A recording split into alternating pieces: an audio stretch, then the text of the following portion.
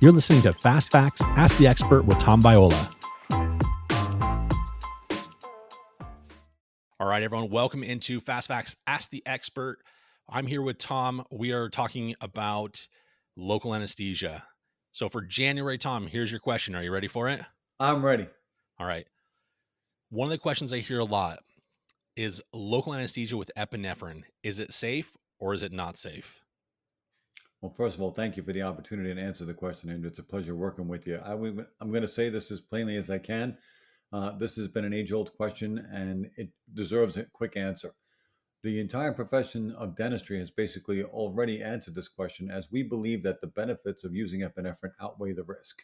Yes, we're all aware that there's a risk involved with epinephrine, everything from things like tachycardia to patients' blood sugars being elevated.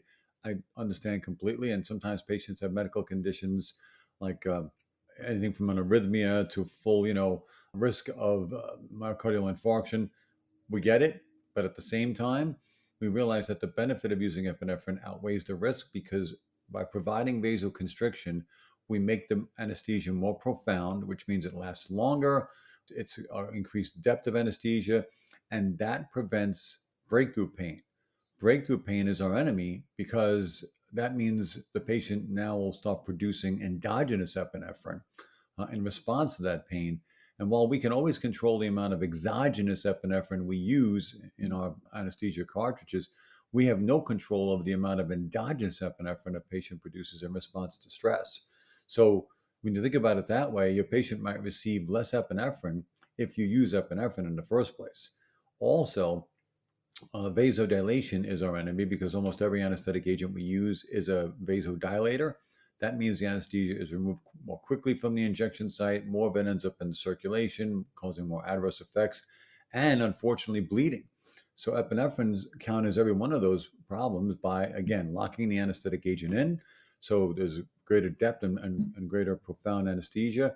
Plus, very little does get into the bloodstream all at once, and therefore there's no bleeding.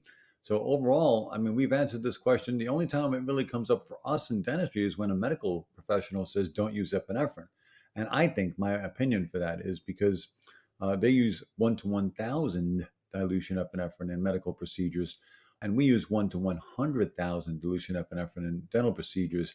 They see 1 to 1,000 epinephrine, they just see epinephrine. So they think, wow, this doctor or this dentist wants to use, epinephrine, 3 hours of tachycardia for a dental procedure, not worth it. Don't use epi.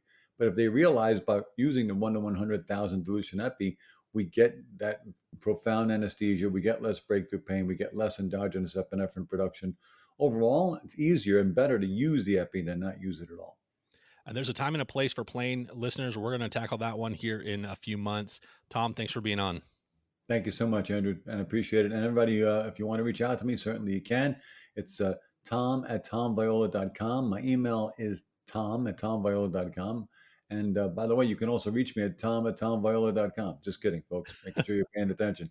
Anywhere on social media at Pharmacology Declassified. Hope to hear from you all. Thank you so much. Thank you for listening to Fast Facts, Ask the Expert. If you have a topic you'd like one of our experts to answer, simply email me, Andrew@ataleoftwohygienist.com, and we will get it on the air as soon as possible. Thanks for listening.